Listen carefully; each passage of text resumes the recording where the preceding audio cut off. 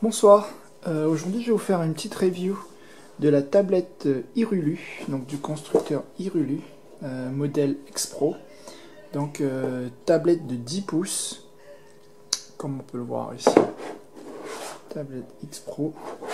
Et on va voir un peu toutes les possibilités de cette tablette sous Android. Donc premièrement, la tablette est livrée dans cette petite boîte assez basique, mais qui protège bien la tablette. Elle arrive avec ce petit plastique, un film sur l'écran que j'ai toujours laissé dessus, et un film à l'arrière également. Donc en termes de spec, cette tablette présente un écran de 10 pouces, une dalle de 10 pouces IPS avec une résolution de 1280 par 800, ce qui est quand même très agréable. L'écran est de très bonne qualité. Honnêtement, c'est un de ses points forts. On verra qu'il a beaucoup d'autres points forts, mais bon, aussi quelques petits points faibles. Livré avec un câble USB. L'avantage des tablettes, comme vous le savez, sous Android, c'est que vous la branchez sur votre ordinateur sous Windows, surtout sous Windows, et elle est reconnue comme une simple clé USB, et c'est beaucoup plus simple de transférer les fichiers directement depuis un PC vers la tablette, comme si c'était une clé USB. Un chargeur secteur, alors c'est le seul, enfin pas le seul, mais c'est surtout le gros point noir que j'aime pas trop avec cette tablette, c'est qu'elle a un câble chargeur propriétaire, mais bon, le chargeur secteur est fourni, il suffit juste de ne pas le perdre.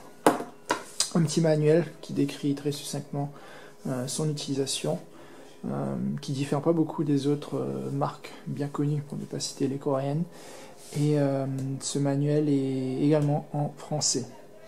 Donc en termes de spec, c'est un quadricœur, donc une puce Rockchip à l'intérieur, avec juste 1 Go de mémoire vive, c'est un peu lent, 8 Go de mémoire ROM pour mettre des applications et du contenu.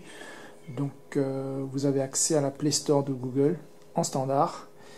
On va y trouver deux caméras, donc de dos et de face, de 2 mégapixels chacun.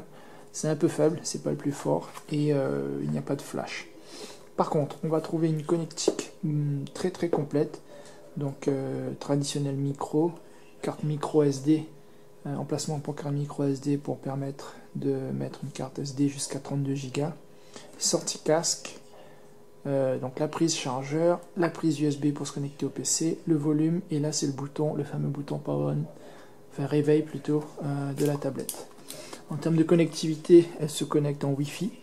Je l'ai connectée à une box SFR de Numérica, elle s'est connectée de la première fois sans aucun problème.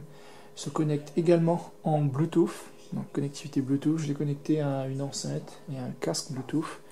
Ça marche, nickel. Pour faire une petite démo quand même de la tablette, pour que vous voyez quand même la qualité de l'écran, je vais rapidement l'allumer. Hop. Donc comme toutes les tablettes, on glisse. Hop.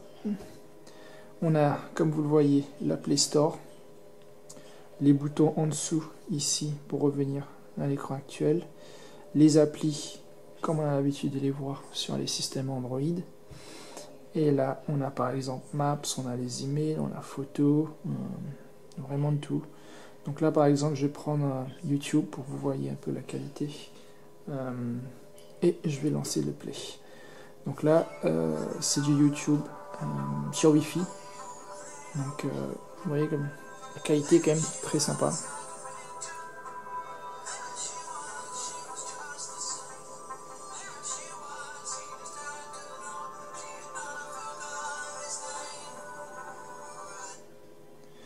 Donc voilà, petite présentation, je n'ai pas encore installé, je viens de l'utiliser, il faudra que je l'utilise un peu plus, les applications. Donc bien entendu, vous allez pouvoir vous loguer avec votre compte Google et retrouver automatiquement vos emails, vos photos, votre Google Drive, toute votre suite Google finalement, automatiquement synchronisée sur la tablette. Ça c'est un gros plus, bon, ça c'est plus les services Google.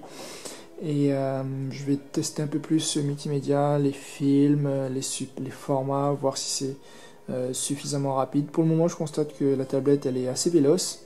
Il manque un poil de RAM, j'aurais souhaité avoir un peu plus de RAM, Mais globalement, c'est un très bon produit. À moins de 85 euros, je crois. À l'époque, au moment où je vous parle, elle doit être à 82 euros sur Amazon. Donc c'est un excellent rapport qualité-prix. Très bonne tablette. Même si la finition, c'est du plastique, bien entendu. Mais très bonne finition, proche, comme je vous l'ai dit, des marques coréennes qu'on connaît tous. Si vous avez des questions, n'hésitez pas, je peux vous répondre et faire plus de tests. Au revoir.